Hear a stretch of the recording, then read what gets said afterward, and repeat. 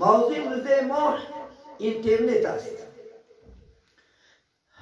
اینترنت البته انشاءالله خدا خواهد از این بیرون زندگی نیست امروز. عیناً عصرهای آخر بالکل همه انشاءالله چی است؟ در اینترنت انشاءالله داخل است. شبانه بروز از این بیرون انشاءالله خدا خواهد زندگی کردن مشکل شد امروز.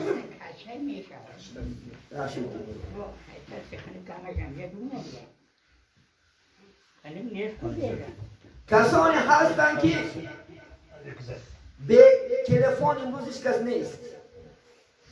بالکل خدا خواهد انشاءالله چی مرد است، چی زن است، چی موسفید است، چی کمپیر است، امروز همه چی دارد صاحب تلفن است، صاحب اینترنت هم است انشاءالله خدا خواهد.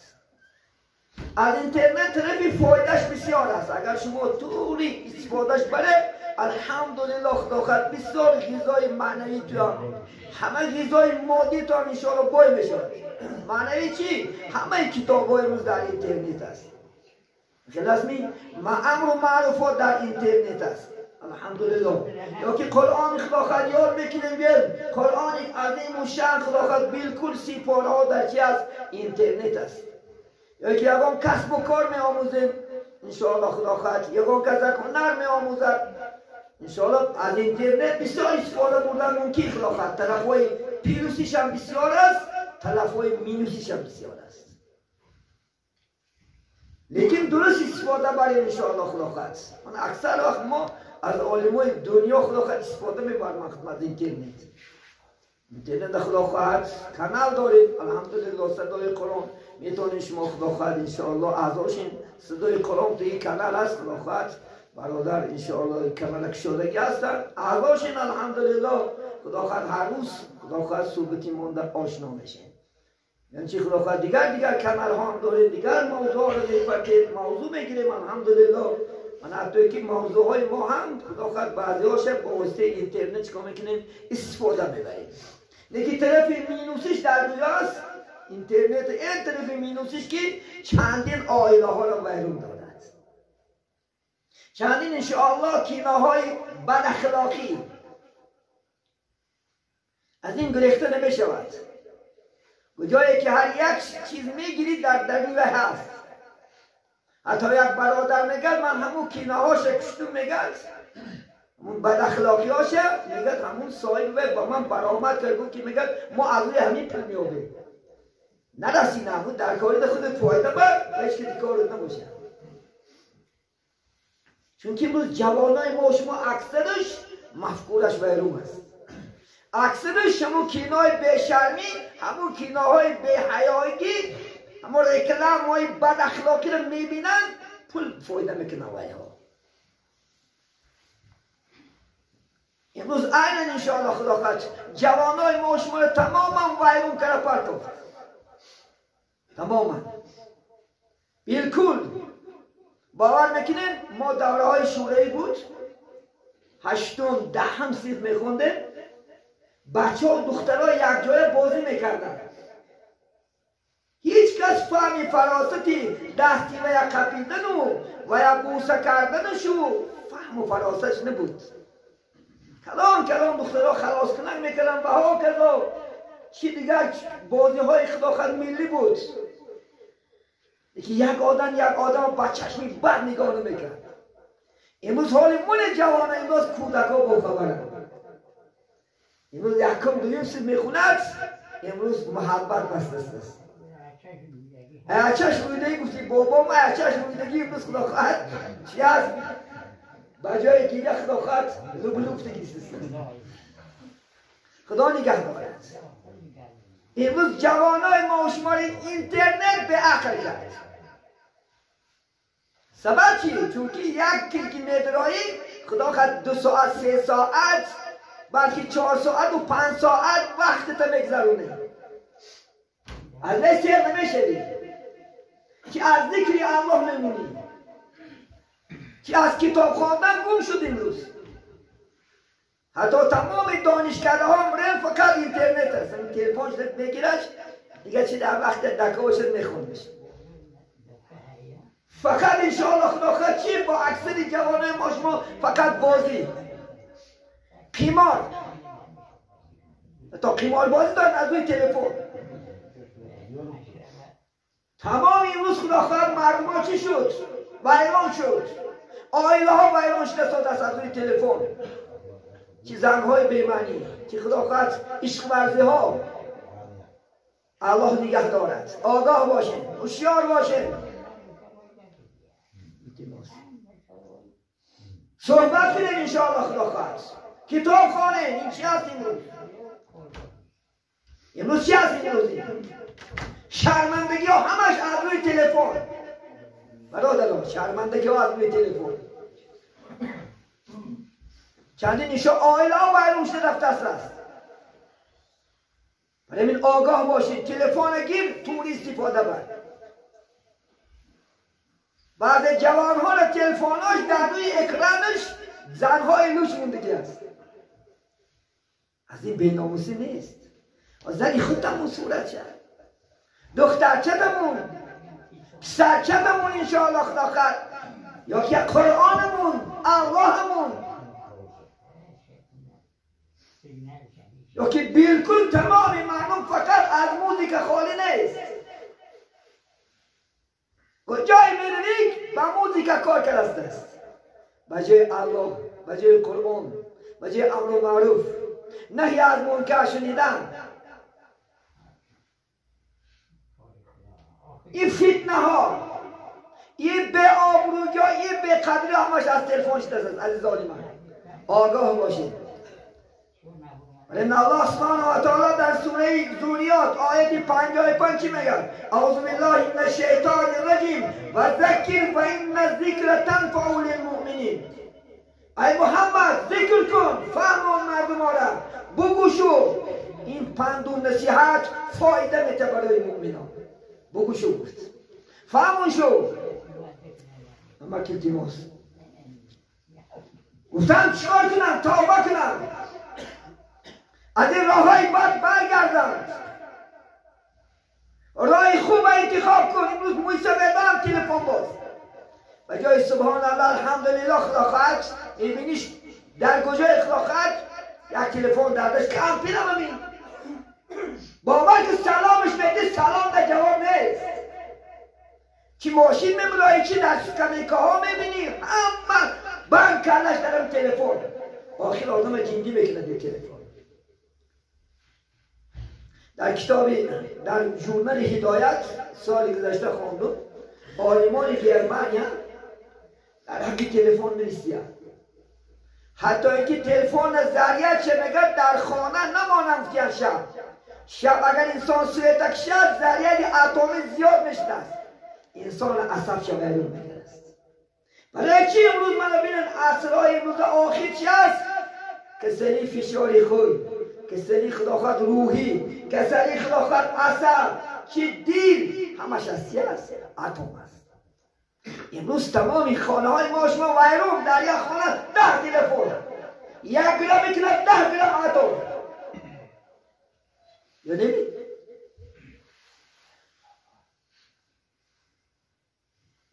پیش دورهای شوره میدانیم آدم اچکیدار نبود. ما 10 سال 11 سال مکتب خوندیم یک اچکیدار ندیدیم. امروز راو 30 فایدی بچه های ما شما همش اچکیداره. من یکی خدا نگه دار 10 سال 15 سال بچی میشه. همش از ضرری چی هست همین است.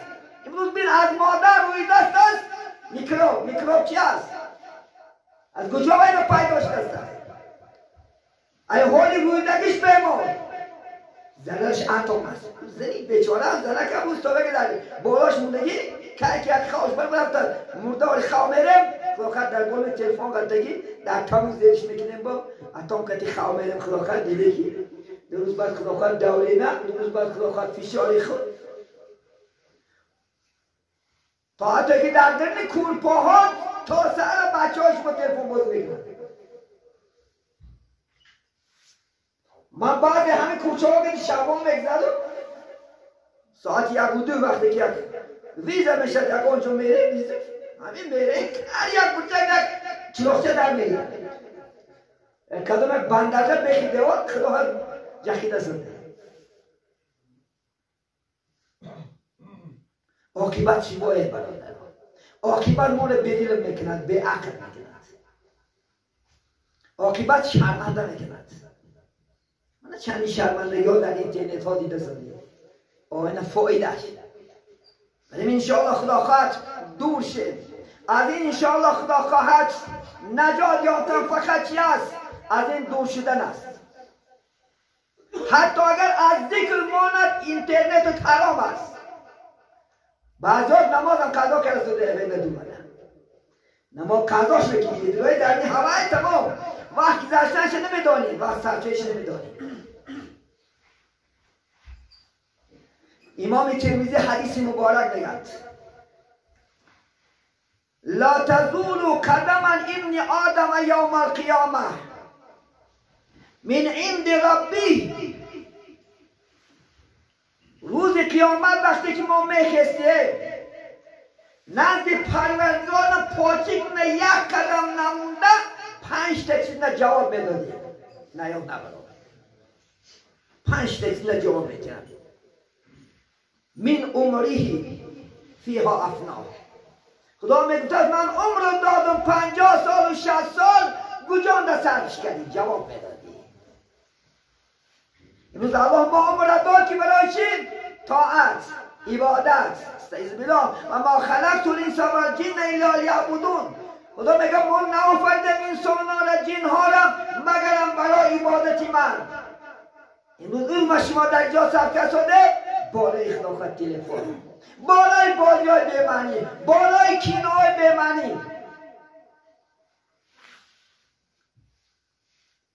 از عمر جواب میدادیم. 60 سال دادیم، 80 سال، یک عصر عمر میدادیم و الله از عمر یک قدم نجم بیده جواب میدادیم. خواهش کنیم 80 سال عمر دادم کجا نصفش کنیم گو بندم. امروز عمرهایی هست که 70-80 نماز نمیخواند، سر سجده دیدگی نیست. خدا نگه داده خیلی سرها. عمر نگذرد با یوسف علیه میگه گر عمر نگذرد به حق جویی شرم ناکرده عمر هم گویی. گر عمر نگذرد در ره مولا در ره خدا هر عمری گو خر از او بالا. بابا یوسف میگه عمر خرم عمر دارد، گوم عمر دارد. خدای خدا بگی سرش نکنی و اول عمری وی بالا هست. از این عمر میپرسم تو گجان سرش که چی میگوی باید؟ خیال میکنی که خدا فعل نکنم؟ خیال میکنی که پیش خدا دروغ میگم؟ دوتا کاملا در بالای کتفت خدا کلوچت کرده است.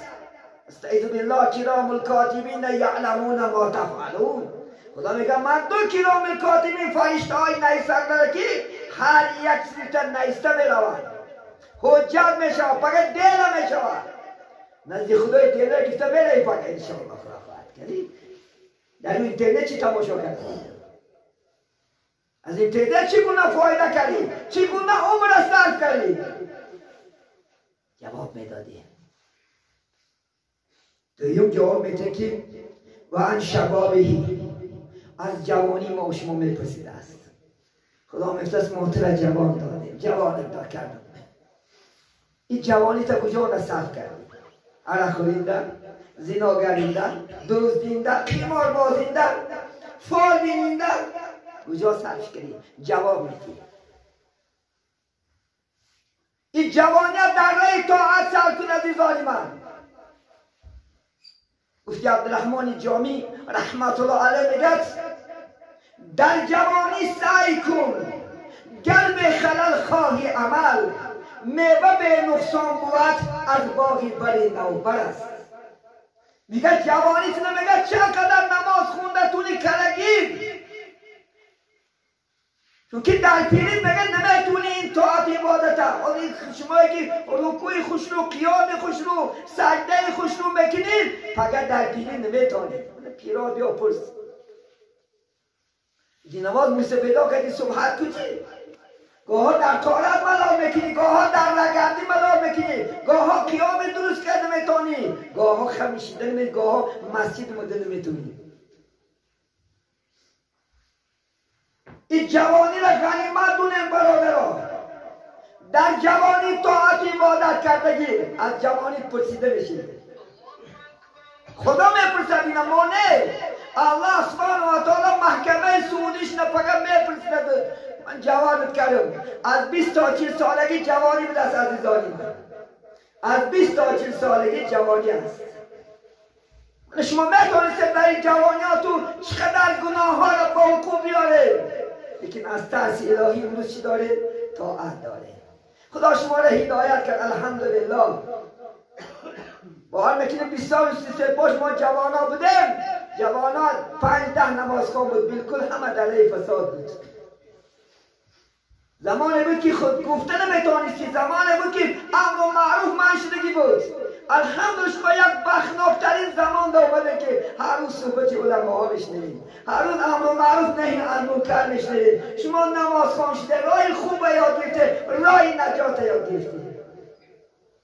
قیامتا کدام جوانی که در جوانیش توبه میکنفتند بر طاعت عبادت در دنیا میگذرد، دو انگوش نشان داده مثل انمین گفت در جنت با همراهی من است.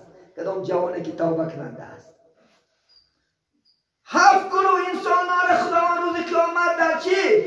محشرگاه خدا خود جمع میکند. 7 گروه سایه عرش نجام میتید. یک داشت الشاب نشأ فی عبادت الله، یک جوانی که نگه جوانی که فقط در راه خدا طاعت عبادت در منفیت مردم صرف میکند و یک خدا در سایه عرش جاش میتید. جوان شما دلگیر نشه، شما انشاءالله خدا خواهد مکافات بلندترین در پیش است.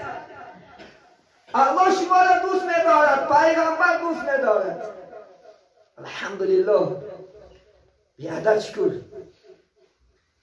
که از در میگه که ای جوانا امروز در طاعت گیر که فردا نآید جوانی ز پیر. ای جوانی میگد خدا جو امروز در طاعت عبادت گیر، نماز کن عبادت کن، فقط پیر بشوی طاعت عبادت کردن نمیتونی. ای جوان رای طاعت امروز گیر که فردا نآید جوانی ز پیر. مگه نمیشود؟ این موسیقی میگه در راه رفته سادان یک جوانی به ادبی، به احمق، به علم، وقتی که بیچاره پیره که میگه میانش خم زدگی بود، میانش مثل کمانک بود، مزاق کرده گفت میگه بابا جان همین کمانک بچم پول خریده. گفت بچم صبر کن به پول میتیند. منم طوری جوان بودم، قامت زیبا داشتم، منم طوری خدا خواهد جوان بودم، زیبا بودم. روز پیش شدم این قامت زیبا ما این جوانی ما گم کردم. تا هم صبر کن میگن انشاءالله خدا میتید به پول میتید. ما هم پگه همچنان نشیم. این موسیقیدار را مذاق نکن، موسیقیدار را سرزنش نکن. ما هم پگه همچنان نشیم اگر خدا عمر تید. این کارهای زوری خدا خود رسیه میان تمش کند. این کارهای زور خدا خود قامت زیبا خم میکند با وقت زمانش. خدا نگه دارد. اینا هم جوانای خوب بودن یک زمانی. این جهانیت در طاعت عبادت صرف. سوم سوالی که می شود و عن مالیه، و از مال شما میپرسیده است که خداوند من $1,000,000 رو دادم، کجا نصرفش کردی؟ گو کدام راه نصرفش کردی؟ حالا در راه من صرفش کردی، در راه شیطان صرفش کردی. ما شما اکثر مون در راه شیطان چیکار میکنیم؟ دنیا را صرف داریم، چی در رقص و بازی، چی در خیمارها. این باز خیمار هم آب گرفته است. کمتره که خدا دولت داری تو زیاد کرد، شما پول کجا گم کردن نیافته سید امروز. پگه از این مال میپرسد خدا، حالا نشه جواب میتی که کجا نصرفش کردی؟ رای الان ده، یتیمان ده، بیواهان ده، بیچاران ده، محتاجان نصرفش کردی؟ کی نصرفش کردی گو؟ جواب میتی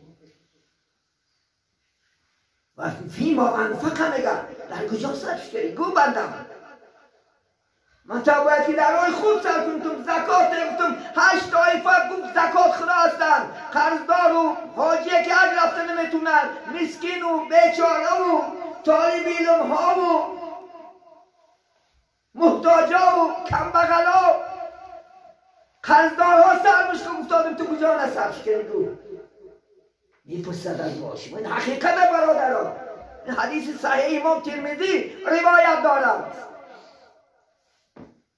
و میگه پنجم از علمی که گرفتی از عملش میپرسید از ما و شما. خب میفتست من علم دادم، این علم کجا نصرف کردی تو؟ راهی مندمی برای رضای من، برای ریامی یا برای خود نشونتینی، یا علم گرفتی با گناه کریمی. علمم عزیزان من زکات دارد، هر چیزی که زکات دارد علمم زکات دارد. زکات علم عزیزان من چی بوده است؟ عمل کردن بوده است. علم کی میگیری عمل کنی زکاتش ادا بشته است. الا جواب میدادی. قاری های محترم، قاری هستی خدا اندک علمتان باشه حرمتش کن. گر علمت اندک از قدرش بدار که در او علم هست قدری بسیار. خدا خد اندک باشدم قدرش نرست. انشاءالله خدا خد درجه تا بالا میکنند. ایدلم انسان خدا خد به مرتبه بلندترین قلعه میرسند اگر عمل کنی. حسین واعظ کاشفی 26 آلیه عالمان جلوه در محراب و منبر میکنند، چون به خلوت میروند کاری دیگر میکنند. این عالمان همین منبر اومدن و محراب اومدن جلوه میکنند، وقتی که خلوت میروند کاری دیگر میکنند. خدا نگه دارد از خیلی علم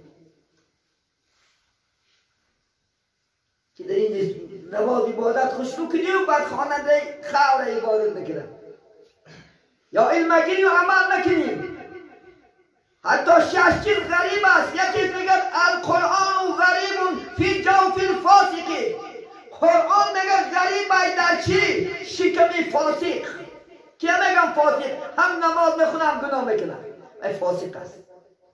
حتی قرآن دونی و اگر عمل نکنی ویده قرآن و حدیث و آیات بدونی و با منافق باشی با گناه باشی وی فایده نیست. فقط جواب میدادیم پیشگاهی الله. ما شما ببین از این چیزا دور شیم، از این چیزا حذر کنیم عزیزانی من. خدا در سوره نور چی میگه آیت 30 درباره خواهد که نافیلم به حیات نگاه میکنه یا اعوذ بالله من الشیطان الرجیم قل للمؤمنین یغضوا من ابصارهم و یحفظون فروجهم ذلکم ازکی لهم ان الله خبیر بما یصنعون. خدا در سوره نور آیت 30 میگه بگو ای محمد صلی الله علیه وسلم برای مؤمنا بگو چشماشون از نامحرما حرام ها بپوشن. فرمان خداست. و یحفظون فروجهم فرجاشون نگه دارن از زنا، از بیشرمی حیاگیر نگه دارن فرجاشون. این فرمان خداست. ذالکم ازکی لکم. این گفت پاکتر خوبتره برای ویها. البته خداوند میگه با خبر است از آن کاری که شما میکنید. خیال نکن که من در خانه خلوت گناه میکنم و الله نمیبینم. نگو که الله بیخبر است. ان الله خبیر بما یصنعون. خدا میگه من خبر دارم از کارهایی که تو میکنی. تو نگو که من در خدا خواهد یک کود میرم زنا میکنم و در یک کود میرم خدا خواهد زنا میکنم و هیچ کس نمیبیند، خطر نمیبیند، مخلوق نمیبیند، لیکن خالق نظارش نستی. خداوند بصیر و بالعباد همیشه بنده ها را میبیند، همیشه از حال ما شما نه. 18,000 عالم است، همش خدا از همش باخبر است، همش تربیش است رب العالمین. سلمان فارسی چی گفتیم؟ 3 مراتب تکرار کردن که من کشن مرم زنده شوم، من مرم زنده شوم، من مرم زنده شوم. خوب میدانم که شرمگاه من یک بیگانه بینه و من شرمگاه بیگانه را بینم. این مردم 3 بار مرده زنده شما سلمان فارسی رحمت الله علیه برادر ما و شما تا که عورت من یکم کس نبیند عورت کس نبینم بینه عزیزای خدا تا چه اندازه چیکار میکردن میترسیدن تا چه اندازه این روز از این چیزا میترسیدن حتی امروز در اینترنت بینه امروز عالما را تحقیق کردن اثر کرده امروز در اینترنت جوانای بد اخلاق به ادب اومد که امروز عالما را اخلاق کرد در حکیمت نمیدانیم مثلا که شیخ محمد صادق محمد یوسف حضرت